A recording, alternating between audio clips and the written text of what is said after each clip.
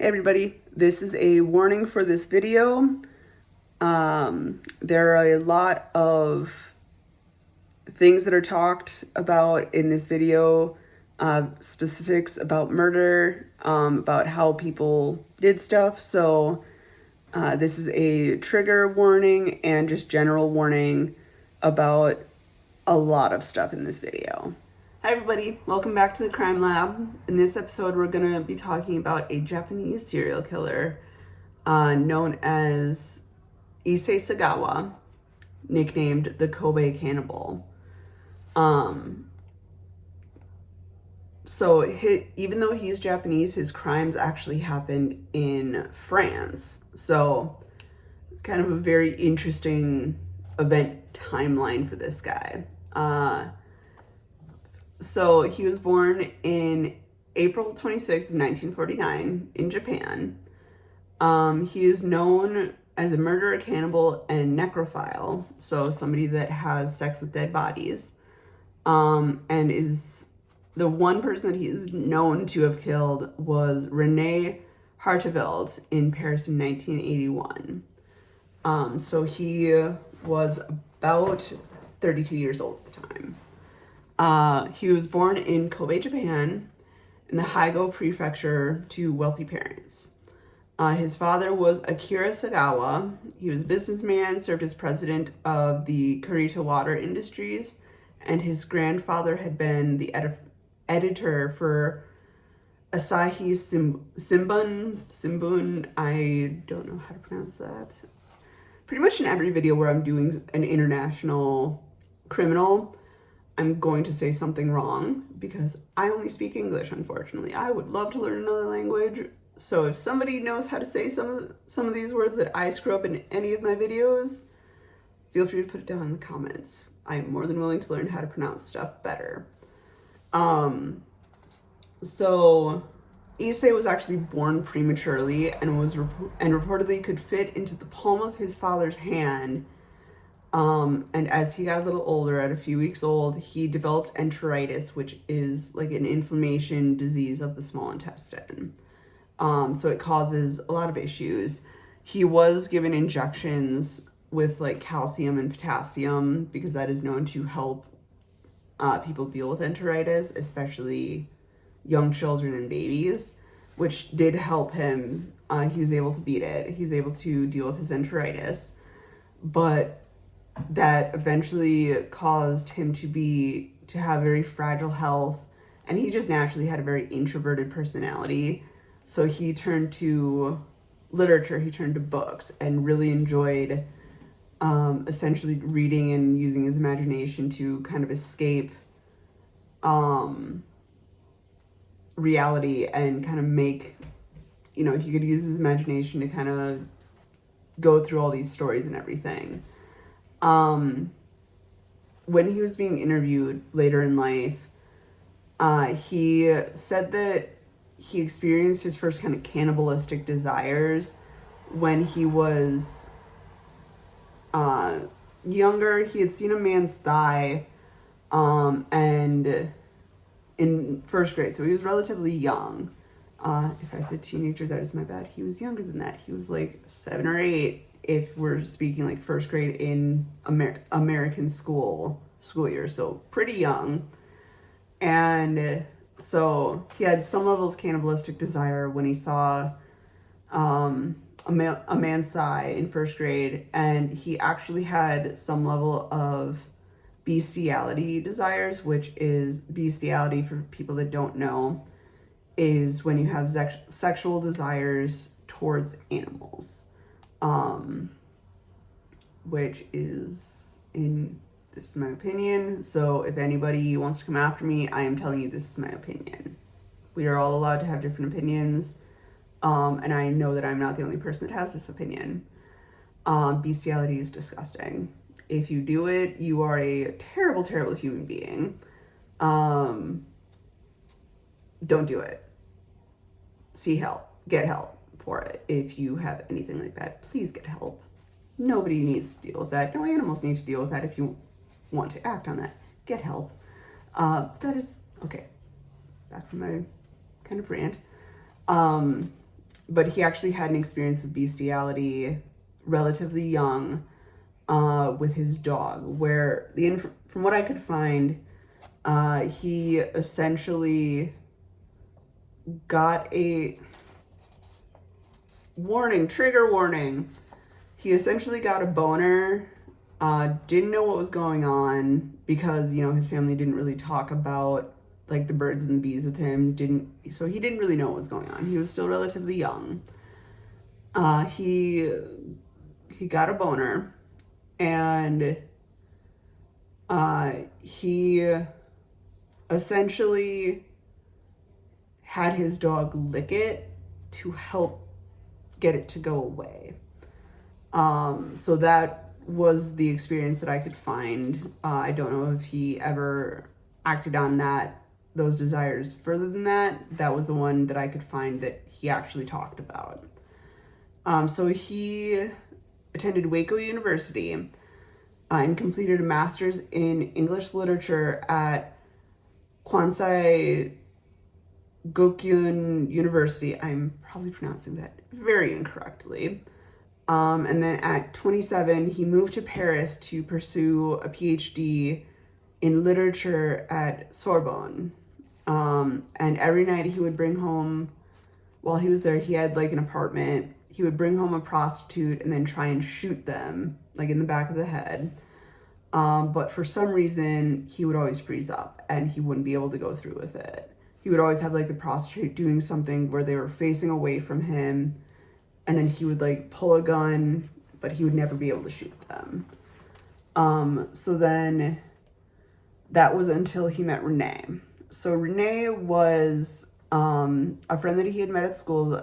From what I could find, they had a couple classes together. She was also going for her PhD. She was from Holland, I believe, either Holland or the Netherlands. I didn't write that down, so I couldn't tell you exactly. It was one of those two countries. And they'd been hanging out. They'd become friends, going to clubs, seeing shows, having dinner. And through all of this, Issei decided that Renee was the person that he wanted to kill. I have a cat walking around the desk, so that is why the camera's a little jumpy. So on June 11th of 1981, he invited Renee to dinner at his apartment under the pretext of translating some poetry for a school assignment. It was a German poem. She spoke German. He claimed, I don't speak German, but if you could help me translate it, that would be awesome. And he planned to kill her because of her health and beauty. She was apparently really tall. He was not. She was very beautiful. He did not see himself like that. And he, like I said, he considered himself weak, small, and ugly. He was only about 4'9". She was about 5'10", so very tall compared to him. And he said that he wanted to do it, eat her, to absorb her energy, to make himself beautiful. So she arrives, they have some tea together beforehand, and actually at this time, he admits some feelings for her. He's like, hey, I love you. And she's like, no, let's just be friends. I don't feel for you like that. I just want to be friends. So then he's like, okay, yeah, I understand. Let's go to the other room so that we can work on translating this poem. And she's like, yeah, okay. And so he had a recording device on the desk where she was going to be sitting so that he could have a recording of her saying it, so then he could learn how to translate it or like read it in German. And from there, he actually grabbed a gun, pointed it at the back of her head just a little bit away so it wasn't like actually touching her, and he shot her right in the back of the head.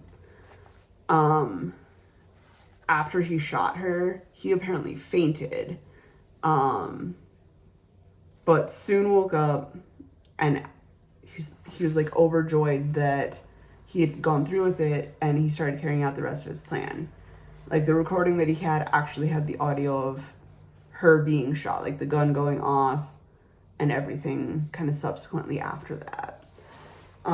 So He then, kind of the first part of his plan was he wanted to have sex with her. So he performed necrophilia, and then tried eating her right away. Just straight up like, hey, I'm gonna eat you.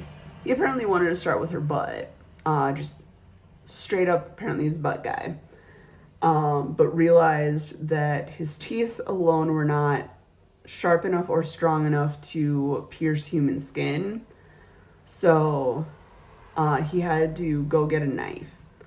All he had was like a fruit knife, which was not sharp enough to really do what he wanted. So he had to go purchase a butcher's knife. From my experience, I always think of like a 9-inch boning knife that like butchers use. So that's probably very similar to what he bought. And began cutting her apart. So he focused on her breast, face, butt, feet, thighs, and neck. So pretty much everything but like her arms and torso, like trunk area outside of her breasts. And he would try it raw. He tried cooking it in a couple different ways just to kind of see what he liked best. He actually made a comment that he was intrigued by the corn color that human fat had, which is a very interesting way to describe that. But, you know, hey, here you go. He also made the comment that it was similar texture to, like, I think he said tuna, which, ew, you know, I'll never look at like a tuna sushi or sushi made with tuna or like a tuna fillet the same ever again. So one thing that he actually admitted straight up to was swallowing her clitoris whole. Like he had cut off her clitoris, or at least part of it, swallowed it whole due to her being on her period at the time and not liking the smell of menstrual blood. So he apparently just cut it off and just downed it. And during the process of cutting her up and everything, he was taking a lot of pictures, so just documenting the whole thing. And then after about 2 days of cutting her up and eating her, cooking her, her body started decomposing. So he's like, okay, yeah, I got to get rid of her body at this point. So he then started essentially dismembering her, and put her in 2 large suitcases, called a taxi, and had the taxi guy take him to, I'm going to attempt to pronounce this. This is French. As I said before, I do not speak any other languages. The Bois de Boulogne Park. It's a park in Paris, apparently much larger than like Central Park in New York. And he attempted to dump her body in the lake that's there. But there was a lot of people that were looking at him, you know, little guy trying to lug around these 2 really heavy suitcases in a park that had just gotten dropped off by a taxi. They're all like, what is this guy doing? So he got really nervous and kind of started panicking a little bit. So he took a little break from carrying all of this and kind of stepped towards the lake a little bit more, left his suitcases kind of by a park bench. And somebody walked up behind him and was like, hey, are these yours? And he's like, no, they're not mine. And he began walking away, you know, trying to act as innocent as possible. And then the stranger opened up the suitcase and, of course, found body parts and started screaming and panicking. If you can see a cat. That is my cat, Pepper. She apparently wants to be in this video too. So that's Pepper. And of course, police were called and an investigation started. So during this time, you know, they talked to all the people. They were like, yeah, this guy, we remember seeing him get dropped off by a taxi with these suitcases. And so police are talking to all of the taxi companies in Paris that kind of service that part of Paris, and are like, hey, do you guys remember anybody like having two really heavy suitcases, and have them dropped off at this particular park? And the one guy was like, yeah, I did. I can tell you where he was, because they have records of where they're going to, fairs, all of that. So they were able to isolate Issei. Police show up at Issei's apartment, and he immediately is like, I did it. I did it so I could have sex with her, essentially. So, he's arrested and taken into custody. So Issei's wealthy father is like, hey, you're looking bad on us. Here's a defense attorney. And this is after being held in prison for 2 years. And Issei was found to be legally insane and unfit for trial in France by Judge Jean-Louis Waguier. I could be, again, French names. I don't get them. Who ordered Sagawa to be held in a mental health institute indefinitely. So he was actually visited by author Inuhiku Yamota, who talked to Sagawa and wrote the book The Fog. And then, due to his subsequent publicity, was deported to Japan, where he was committed to the Matsuzawa Hospital in Tokyo. I have these all written down because I'm like, I need to pronounce these as best as I can. He was then examined by more psychiatrists and psychologists who declared him sane, but found sexual perversion as the motive for the murder. And as the charges in France were dropped and his file sealed, he could not be officially detained in Japan. So he was able to check himself out on August 12th of 1986 and remained free until his death. He did a lot of different interviews with different magazines, different just newspapers and stuff like that. He at one point was a part of a couple adult entertainment films. And he was invited as a guest speaker and commentator and had several books and articles written about him. And then in 2005, Sagawa's parents died, and he was prevented from attending the funeral, but, repaid any creditors that they owed money to, and moved into public housing because he lost a lot of money doing that. Told Vice magazine in 2011 that he was being forced to make a living while being a known murderer and cannibal, was that all this was a terrible punishment because, everybody knows me and people aren't willing to hire me. And then he was hospitalized in 2013 from a cerebral infarction, which damaged his nervous system, and needed daily assistance, which was provided by his younger brother or other caregivers. And he subsequently died in November of 2022 at the age of 73 due to complications of pneumonia. So, in my opinion, this guy never should have been released. The French determination of this guy is insane. He needs to be kept in a mental health institute, I think, should have definitely been upheld. This guy should never have gotten out. There's also kind of a story, I couldn't verify that this happened, but there was apparently one time before he murdered Renee that he went on a cruise in the Mediterranean Sea and met this couple where the husband was a butcher.